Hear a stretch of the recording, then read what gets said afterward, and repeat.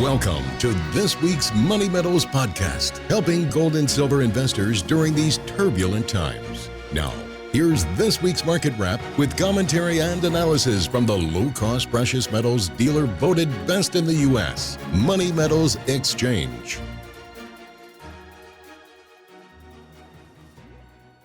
Welcome to this week's Market Wrap podcast. I'm Mike Leeson. Will this September be one to remember in the markets? It is often characterized by rising volatility heading into the fall. September also ushers in a period of seasonal strength for precious metals markets. U.S. stocks opened the month heading back up to record levels. Meanwhile, gold and silver traded with little fanfare. Prices bounced around quietly ahead of Friday's big jobs report and are getting a boost here today now that the new jobs number disappointed and came in well short of what was predicted. Gold prices currently come in at $1,833 an ounce, up 0.5% for the week. Thanks to the big up move today, silver now shows a weekly gain of 2.7% to bring spot prices to $24.76 per ounce. Platinum is up 1.1% since last Friday's close to trade at $1,033. And finally, palladium checks in at $2,453 after gaining 1.4% this week. Despite lackluster performance in the precious metal sector of late, some other metals are taking off. Energy metals in particular are a hot commodity right now. Uranium, the fuel for nuclear reactors, has suddenly gained strength on supply concerns, and metals used in electric vehicles, including lithium and rare earth elements, are surging along with demand for electric vehicles.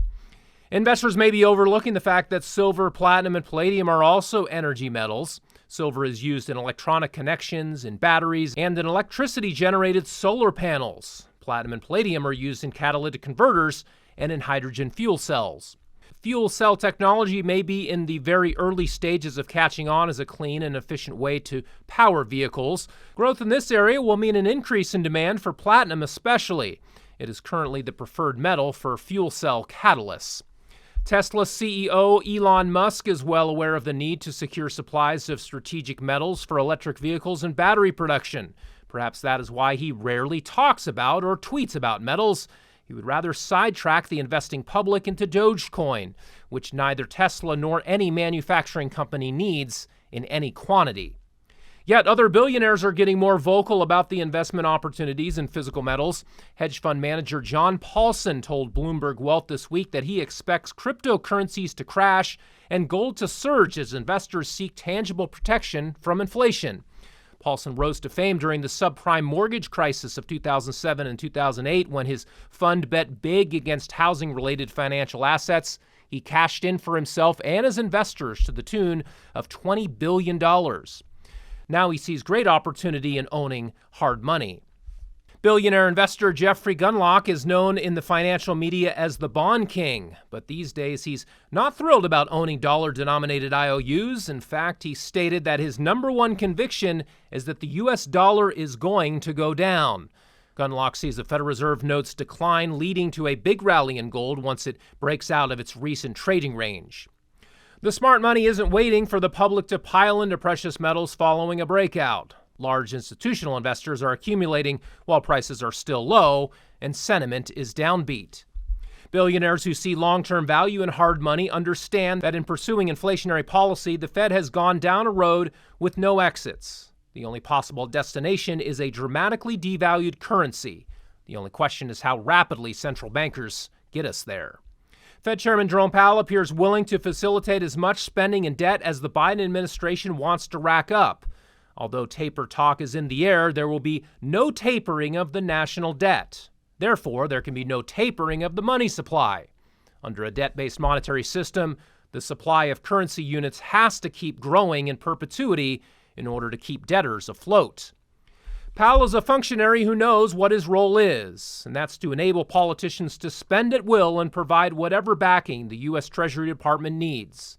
Notwithstanding recent complaints about Chairman Powell not being socialist enough, Treasury Secretary Janet Yellen has recommended that President Joe Biden reappoint him to another term.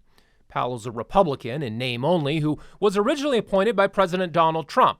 The fact that Powell now enjoys support within the Biden administration proves once again that there is really only one school of thought operating in Washington when it comes to monetary policy, Everyone wants easy money because no one is willing to make the hard political choices. That means savers, investors, and retirees have no choice but to get out of Federal Reserve notes if they want to retain purchasing power. Fortunately, it's easy to convert fiat currency into the hard money of gold and silver bullion. Well, that'll do it for this week. Be sure to check back next Friday for our next weekly Market Wrap podcast. Until then, this has been Mike Leeson with Money Metals Exchange. Thanks for listening, and have a great Labor Day weekend, everybody.